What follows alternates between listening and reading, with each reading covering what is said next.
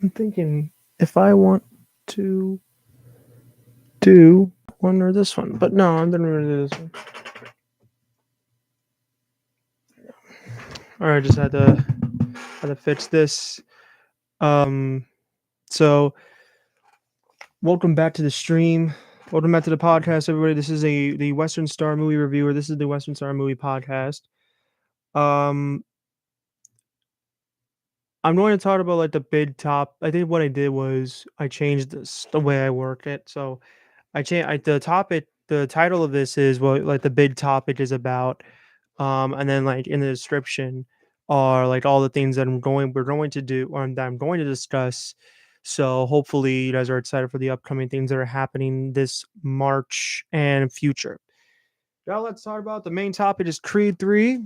I know some people here in the school actually saw Creed 3, and I was hoping one person, I think one person saw it that I know. Two people, no, three people saw it that I know. I haven't gotten there yet. I know one person, probably two people said they loved it. I don't know what the other person said.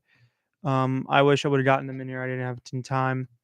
But yeah, and then we're gonna talk about the other movie I saw, which I really don't want to talk about. And then we're gonna talk about some early reactions from upcoming films like Shazam and John Wick. And I forgot to put this in the title or the description, but like what Scream 6 coming out this weekend. The reviews it's getting are actually pretty spectacular. And a new Little Mermaid trailer that's supposed to debut on the Oscars this Sunday. That's all happening today. So let's get into it. This is a very exciting um, week. Obviously, the MMAC for Iona is happening, and a lot of new spring break is happening next week. So no, yeah, no stream next week. We're gonna wait till the other week to do that. Um, so yeah, all right. Let's get into the ideas, top, shall we? Let's actually start out with the off the top or the let's talk about the ones that are not the most popular, the one I'm not putting up front. Took me a long time to say that, and that is let's talk about some other movies that came out besides Creed 3 because we'll get to that later. So one of the movies that came out this weekend that I believe was getting a theatrical release on um for theaters this weekend was that other remake of Children of the Corn. Now, if nobody knows what Children of the Corn is, I guarantee probably none of you know this, but it's a Stephen King adaptation that was on a short story. And they tried to do a movie about it years ago, and it it was I think I remember it had Lynn Hamilton. I saw some clips on YouTube of it, and ever since then they posted like every single movie. Ever since they did a sequel, but ever since then they done like straight to DVD movies that nobody remembers. Not even I didn't even know that there was like 11 Children of the Corn movies. Well, they announced that like a couple of months ago that there was a reboot coming out on March 3rd, and I remember seeing the trailer and thought, "Oh, it's kind of mediocre." Again, again, it's content for the podcast, just let you know if you got to see it or not.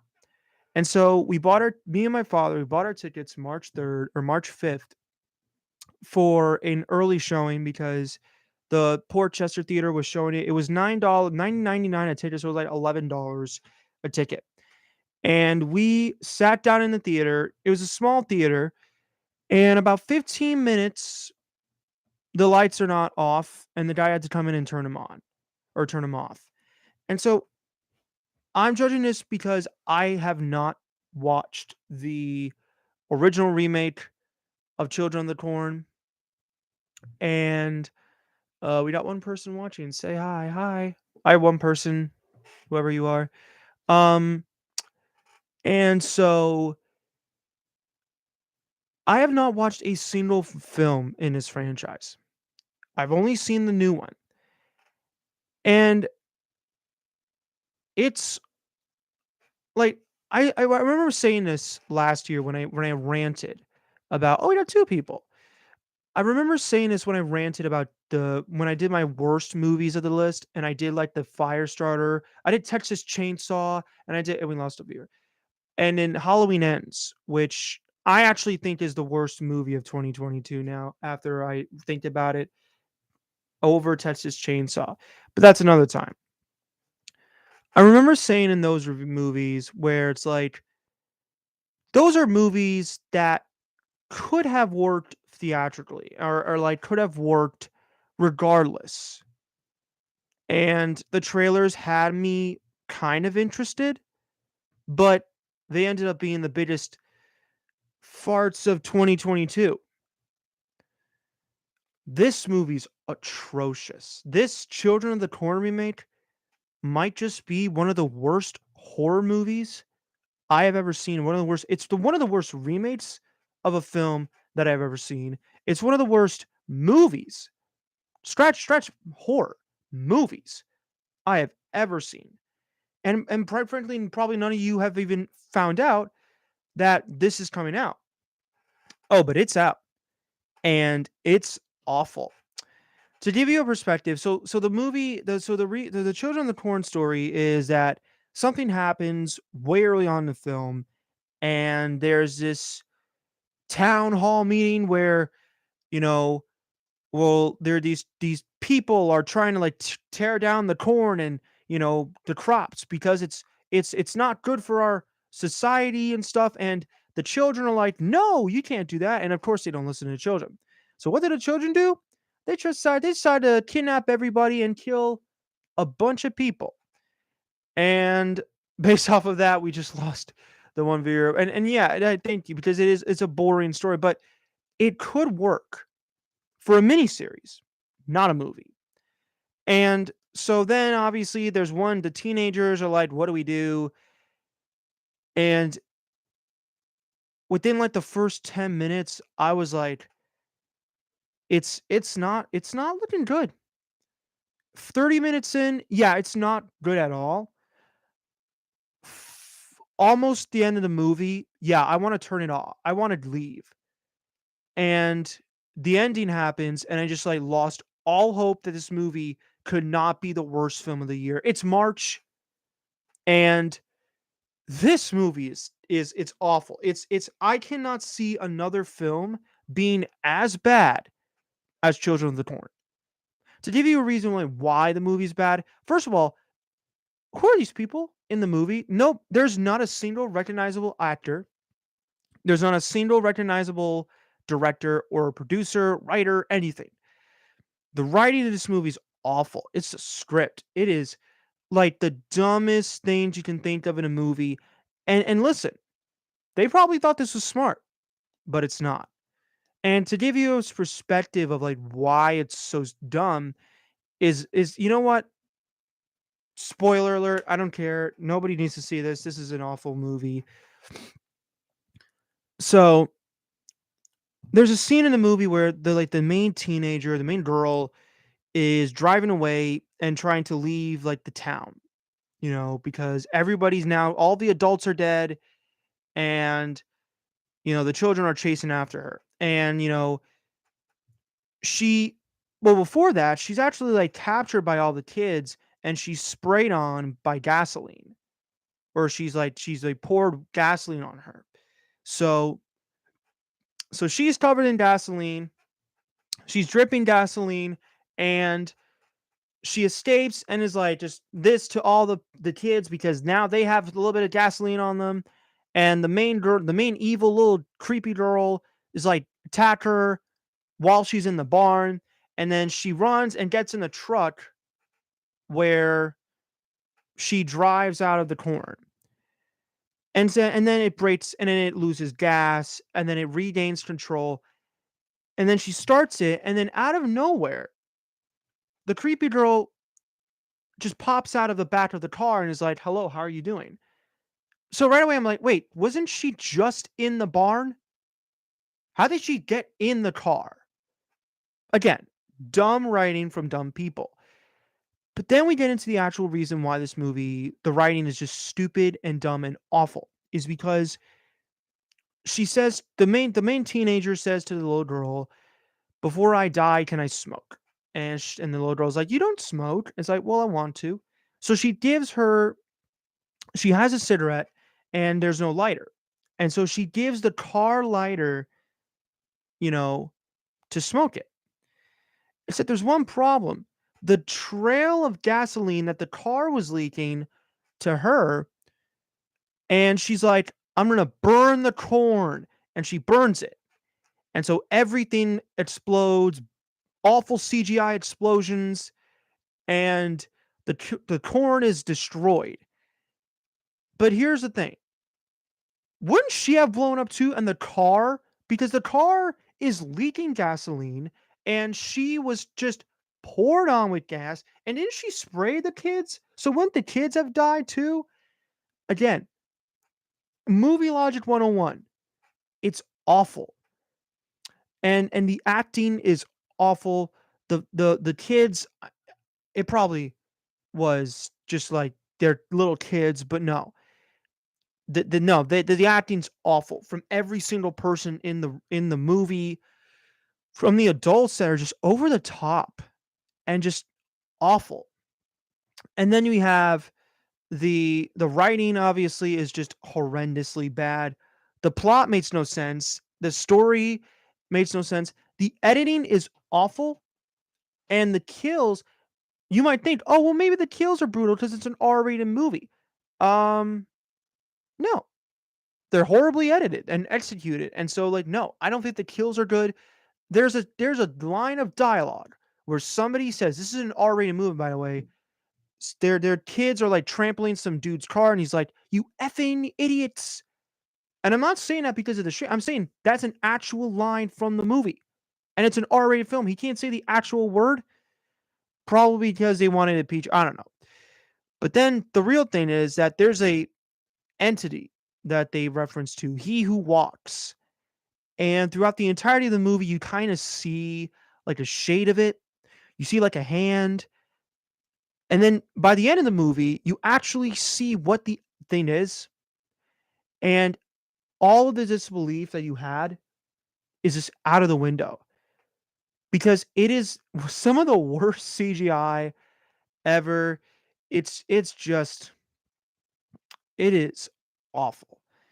And then the movie ends really badly by the girl. So the main creepy girl walks into the crops. She burns alive, I guess, because then her corpse is walking straight to the girl in the corn, and the awful CGI burn face, and then she kind of kills the girl off screen, and then the end of the movie.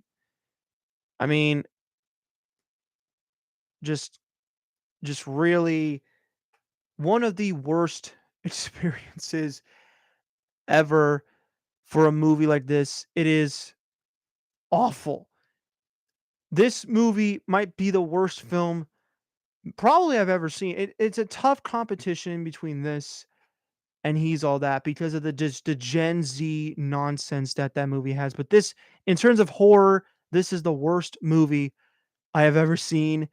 It's an F. It's a 0 out of 10. It's not a 1 out of 10. It's not a 2. It's a 0. Don't watch it. It's really, really bad.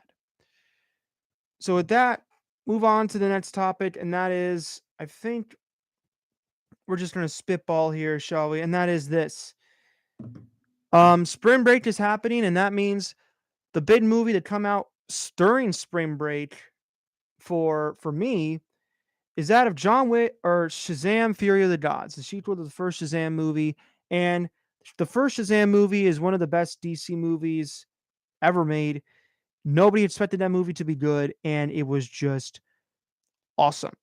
And it was a good success at the box office. Not a big budget DC movie, but it was good for what it was.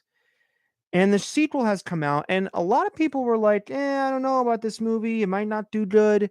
It might bomb. Early box office predictions said it was going to hit the low 35 area.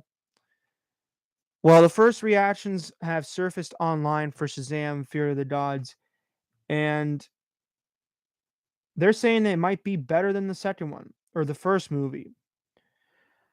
Some of the reactions say this. Shazam Fear of the Gods is a super powered sequel that packs a punch. Solid, super fun, and smart blend of hilarity, heart, and heroics. Ramps up the action and irreverence to a delightful degree. Helen Mirren, Lucy Liu, and Rachel Zegler are MVPs. Love the dragon. Next one. Shazam Fury of the Gods is a super fun and worthy sequel. While not changing the game of comic book movies, it wins your heart over with its characters and energy. Has some real surprises and a knowing sensibility that suit it well, plus some creative and exciting monster action. Another one is Shazam Fury of the Gods is exhilarating. David F. Sandberg whips up a captivating and truly funny story that can be celebrated with the whole family. Rachel Zegler, Jack Dylan Grazer, and Digimon Hansu are standouts for me. Fury of the Gods is awesome.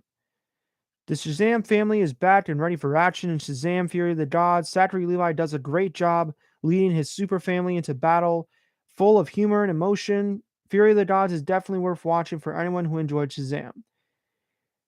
And the list goes on, and that might propel the box office to be even better than what it is because right now they're projecting like 30, the lowest is 35, highest could be 50.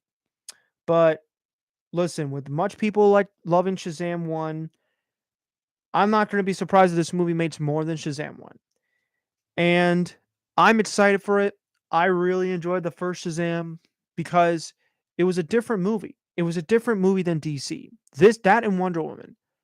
Like at the time, they started to be like, well, we're going to make the fun DC movie. So they made Aquaman, they made Wonder Woman, and they made Shazam.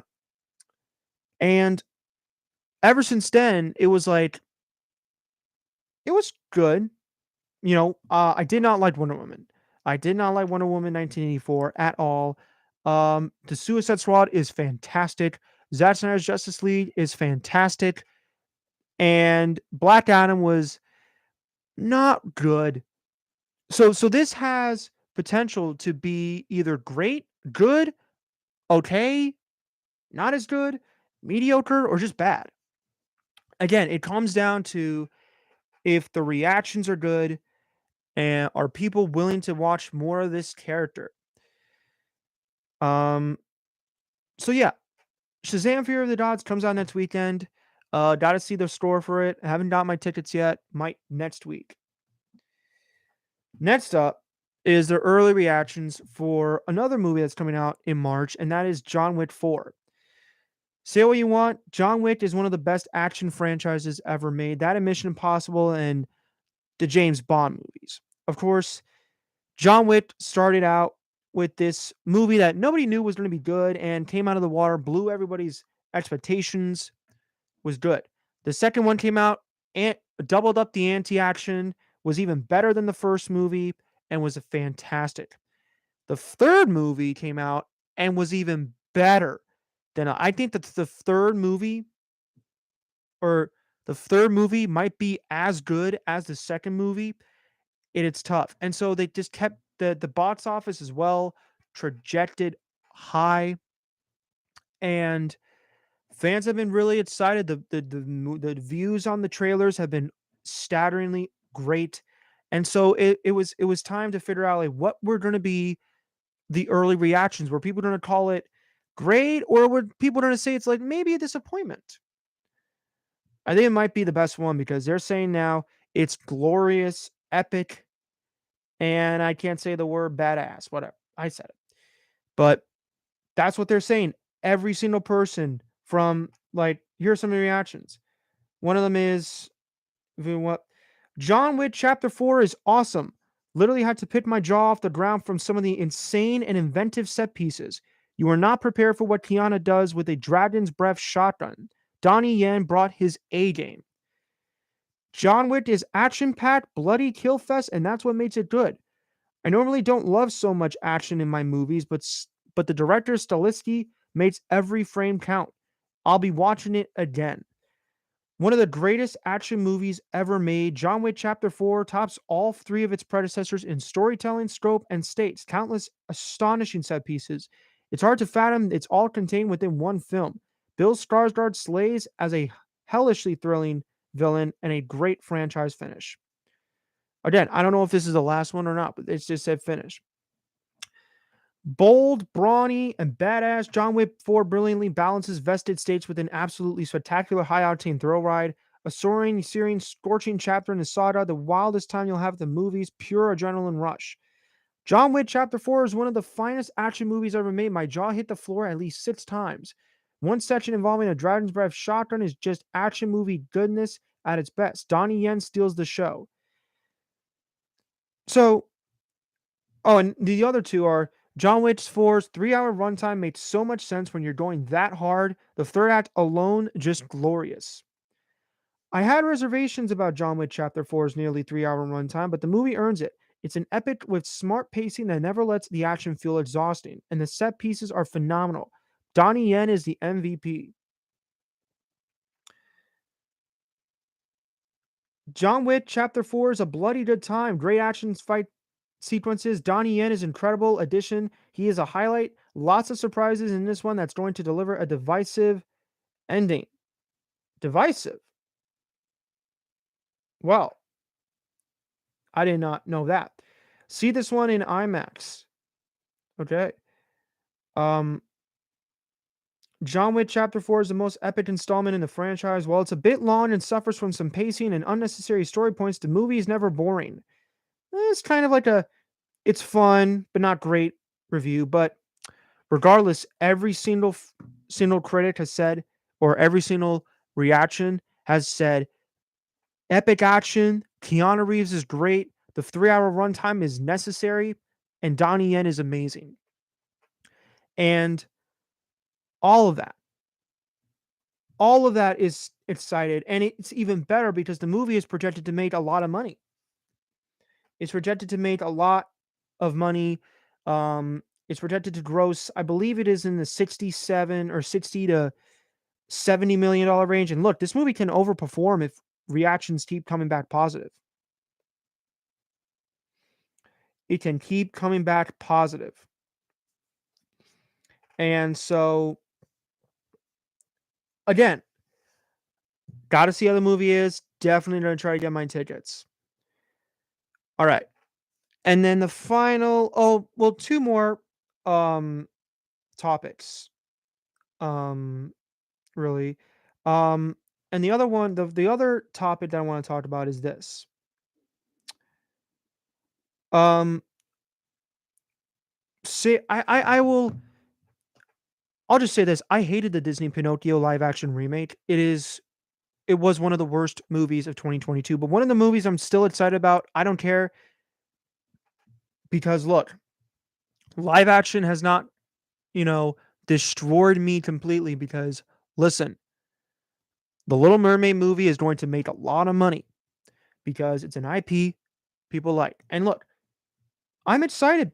I think that the director, he's been in the Disney chair for a long time. The girl who they cast Ariel is stunning, and her voice is amazing. You have to hear her voice in order to really, feel like, oh yeah, she can voice Ariel. She can do it. And the casting of them incredible. Just hearing Javier Bardem, one of the greatest actors as King Triton, is great. And a lot of people were projecting, yeah, it's probably going to make $1 billion because look, it's The Little Mermaid, and kids are going to want to go see it everywhere.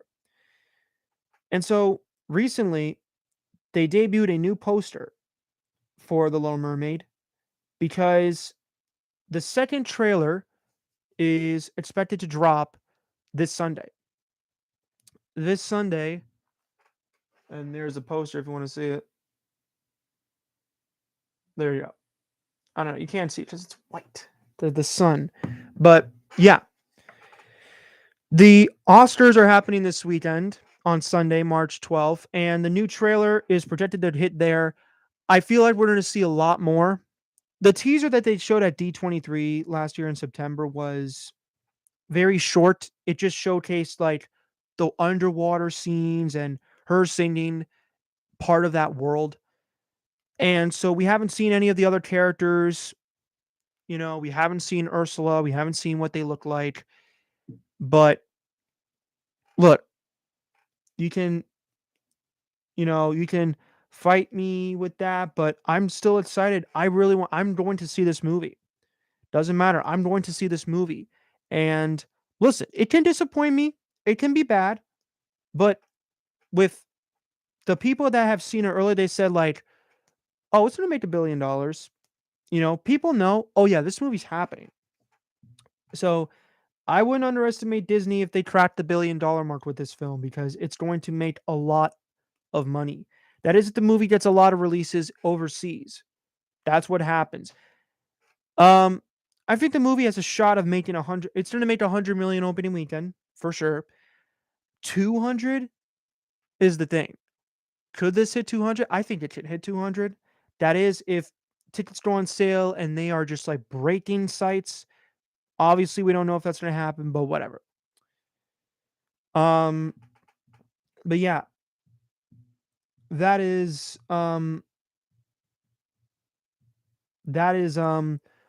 the little news that I have on the Little Mermaid. So that's all the movie news. Now let's get into the TV, the final of the TV one, and that is that it's time to talk about another Wilds episode. Day 36/14 of the Wild season 3. And I'm looking on to see what I'm going to talk about, and I'm looking at a John Wick ad, which is awesome. Can't get rid of it. Okay. All right. So,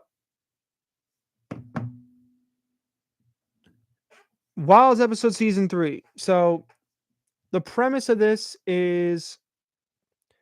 episode is that the boys must now defend themselves because there's a bloodthirsty predator that's lurking in the shadows, kind of like a panther. And the flashbacks contain moments of Scotty and Bo, which is why it's hard for them to trust the other castaways in a sense. And a brush with death rattles the girls and scares them. So here's a summary of it. So, so during their campfire, the boys discover that there's probably something out there, and they hear a growl. They hide their food supply from the animal, and they realize probably a jaguar or a jackal or whatever it is. And Scotty pursues Bo to steal some jerky for themselves, concerned that the others might not be trustworthy. And so, flashbacks, um,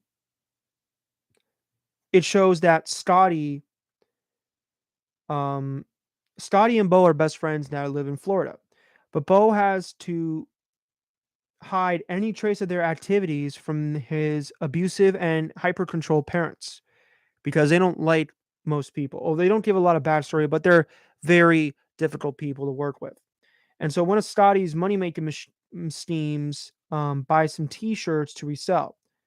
Um, and they mow some lawns with their lawnmower, and a storm happens, and his his father's lawnmower is flooded in a rainstorm, and this causes Bo to be beaten up by his father.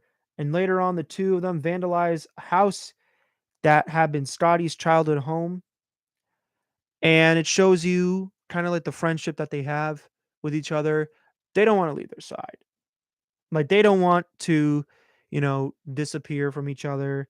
They want to stay where they are, and they want to be one. They want to trust each other and, gain trust from other people.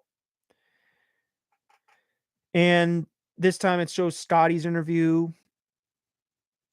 with Yun and Gretchen, the two agents. And so the next night we flash back to the island. The next night the boys are camping on a narrow edge, and Taylor retaliates against Kieran's homophobic jokes, because that's what he is, by revealing that the others that Kieran has gonorrhea, because he finds out that he has pills. And so they're worried that the jaguar will be attracted to the smell of the stolen food, and Bo leaves the ledge to return it, because he felt guilty about stealing it from them, and the whole group goes into a argument about you were going to steal the food, we can't trust you now. But so he and Scotty narrowly escape the animal on their return, and um he gets this lead claw when he's trying to climb back up. And so there's a lot. The boys' side is more dangerous than the girls' side, because he has to deal with the fact that now they have to deal with the fact that now we got like monsters or animals out there that want to kill us, and we have to move from different locations. What are we going to do? Meanwhile, on the other side of the island, Tony is almost hit by a fallen tree limb. And so everybody's now worried, like, oh, that just happened. What if she could have died? And so, everybody's nervous, and they feel really bad. It's a lot of craziness happening on that island. And then the other thing is that Martha um is scared of something, and she says she's always been scared of something, but she never wants to talk about it. And so Fattens talks to her about, like, what are you scared of? Like, what is that thing that you're scared of? And it's a fear of can't say the word, but you know what it's yeah. So she's scared that, okay, I'll put it like this. She says in season 1 that no guy would ever want to go out with her, or so what could I do to make a guy like me? So by that, you probably get a sense of what she's afraid of. And so Fatten tells her, like, because she's an experienced one, she says, just don't worry about it, because some guy will come around and will love you for who you are. And so the moments with the characters, realizing who they are, realizing their connection with each other is perfect. It's great. It's good writing, good characterizations, and great performances. Um, and really, it just comes down to the fact that, look, these girls almost had one of their friends killed, and they're now nervous. They are really nervous. So it should really be like a no-brainer of the fact that, like, look, we have to be strong. We have to be ready for what's coming. We can't just, glimpse over anything. And so that's my opinion of it all. All right. And that's the off the tops. Did that episode like an 8 out of 10. Um, yeah, thoroughly enjoyed it. It was a great episode to rewatch. But the main topic of this whole thing is the fact that Creed 3 came out last weekend. And I saw it on Friday, and two things happened. One, the amazing film that came with it, and two, that it blew past expectations at the box office. So let's talk about Creed 3 in a review.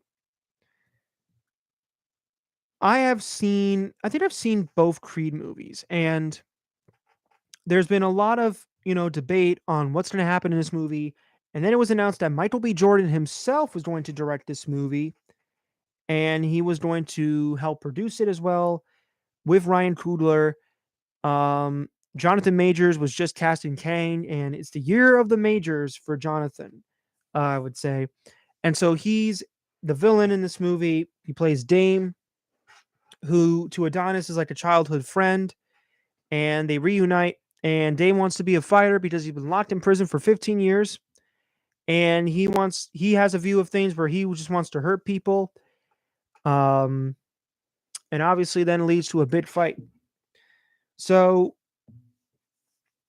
it was always interesting how this movie was going to play out, because it was supposed to come out in 2022, during Thanksgiving, but they decided to move it because they wanted to finish filming. So they decided to move it to what is that? They decided to move it to March 3rd. 2023, which is this weekend, which was last weekend. And early reactions came out and said it's one of the best in the it's still a great movie. It's best in the franchise, one of the best in the franchise of Rocky movies. And I watched it and I loved it. It's my favorite movie of the year. This movie is incredible. It is another hit for this Creed trilogy. Um, is a hit for Michael B. Jordan and everything. Michael B. Jordan, this has his name written all over it. From the way the film fights are edited, they're edited so good. From the writing of it, the powerful emotions to like the just the scope of the movie is amazing. And it made money. It made money. And people, because originally the movie was projected to do like 30, but it made a lot of money, and we'll get into that a little bit. But it was about, a story of friendship that used to be so good. They fought for each other, they had each other's backs, and then something happened. And then now, years later, they want to regain trust, but then one of them's like, no, I want to do this. I want to be a fighter and I want to have a big fight. And things start to get shady when you figure out what's going on. And so Michael B. Jordan's like, all right, then let's fight. There's going to be a big fight with them. So, and everybody in the movie is great. Michael B. Jordan is awesome as Adonis Creed. He now has a daughter, and he has to work around being a family man. And the whole situation, we'll get into that a little bit, but Tessa Thompson as the wife is great, and Jonathan Majors, I would say he's better in this than he was in Ant-Man Wasp Quantumania. I'm just saying. And so one of the things that also worked in this movie was the fight sequences. He said in interviews that he's taken a lot of inspiration from anime and One Piece, One Punch Man, or whatever the hell it's called, One Piece. And you can tell because these fight sequences are really, really, really good. They're really nice. The soundtrack is great. And again, listen, there might be some people out there who say, well, it's not as good as the first two Creed movies. It's better than Creed 2, and I would say it's almost as good as the first Creed. So again, Creed 3 is amazing. So far, it's the best movie of the month. We'll see what happens this weekend, next week. I still think that John Wick Chapter 4 might be my favorite movie of the month. By the end of this month, I don't know. Maybe not. But yeah, Creed 3, amazing. Give the movie, it's an A. It's a 9. 8 out of 8.59.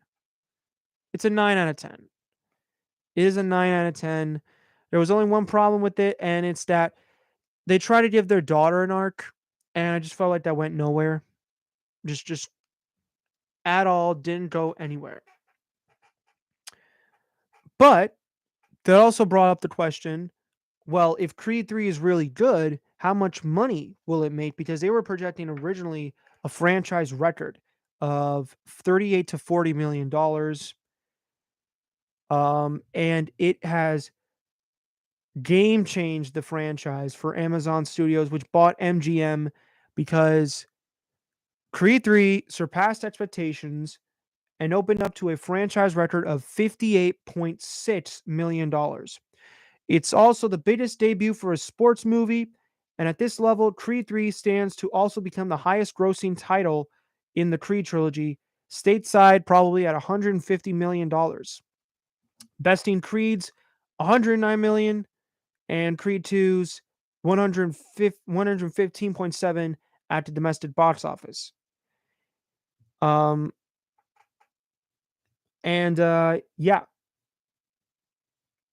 It broke a lot of records. So let's go back and talk about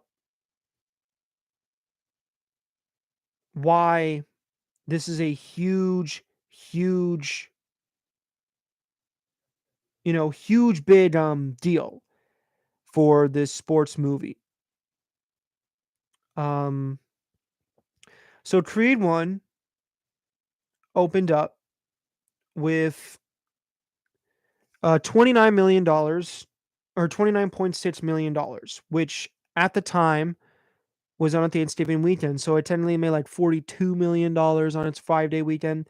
Creed 2 made 35.5 million and opened to 55 on its 5-day weekend. With Creed 3, it has made $58.3 million total, which means that it nearly doubled the first Creed movie and has made more than the two 5-day opening weekend totals, 5-day weekend totals of the two Creed movies that opened on Thanksgiving. In other words, it's the biggest opening in the franchise, which is incredible. And it works. Like, this movie works. And it's not just because, like, well, it's a movie that everybody, Rocky movies are good. Michael B. Jordan's popular. The Jonathan Majors is popular. It's because it was a good movie that projected it to be great. Other people knew about it, and listen, it's gonna have legs in its second weekend because you know it's gonna make a lot of money too. It's gonna make a lot of money second weekend as well. Not maybe as much, but still, it's gonna be good. It's gonna be good to see how much legs this movie has to offer because I think that just do that. Oh god. Um. Yeah. Okay. I don't know why it took so long, but I think this movie could hit 200 million. By the end of the month worldwide. And listen, it's because this movie built up the hype, they built up the fight, and it was worth it. Um. And listen, a movie like this could have made 40 million. It could have made 40 million, but the way it works is now if a movie is really good well received, then listen, just like Top Gun Maverick, nobody knew that movie was going to be good and then out of nowhere it made $1.4 billion. It made 126 on its opening weekend. Great reviews matter. Doesn't matter if it's a popular IP, that's another thing. If it's great, that's another thing. It all depends on if the people give it good word of mouth, spreading it throughout the community. It makes money, and that's why the movie opened to $58 million. It could have made, oh Jesus, listen, it could have made $60 million, but it didn't. It made 58, which again, look for this Rocky franchise to do that. It is amazing, and so look, I gotta tell you, it is a great movie. If you haven't seen Creed 3 yet, recommend you go see Creed 3 right now. It is a really, really good movie. And overall, I'm excited for see what they do. And for any speculation on if this movie was going to get a fourth, like a Creed 4 was happening. Oh yeah, they're making Creed 4. They're gonna make Creed 4. It's no There's no doubt in my mind. They're gonna make a Creed 4, and look, we don't know if the movie is going to be good or not, but again, well, I'm just fixing something real quick. But look, it opened, it shattered expectations, and it did great at the box office. And so people want to see these movies go on and be successful. But the question is, have you, the people, have you seen Creed 3? Did you think it was good? Did you think it was mediocre, whatever? I don't know. But so far, the people who have said I've talked to have seen Creed 3 say it's great. Have to see it in theaters. It's a perfect movie. Definitely check it out. And yeah, I'm excited. I am really, really excited for the future of this franchise, for the future of movies, because look, it's going to get better from there. It's just going to get better from there. And yeah, that is really it. That is really all I have for you guys today. Um, that is my opinion on the franchise or the movies and things that I talked about. Again, um, Creed 3 is amazing. Children of the Corn, don't watch it. Bury your eyes. Reactions to early movies are going really well. Wilds episode season 3 is really good. And a new Little Mermaid trailer is coming out in a couple days. That was the movie news for that. I will have to post a lot of reviews for the next podcast because we're off of spring break. So thank you guys for tuning in. To those of you tuning in, again, on the Western Star Movie Review, I'm Hunter West. Thank you so much for watching, and I will see y'all later.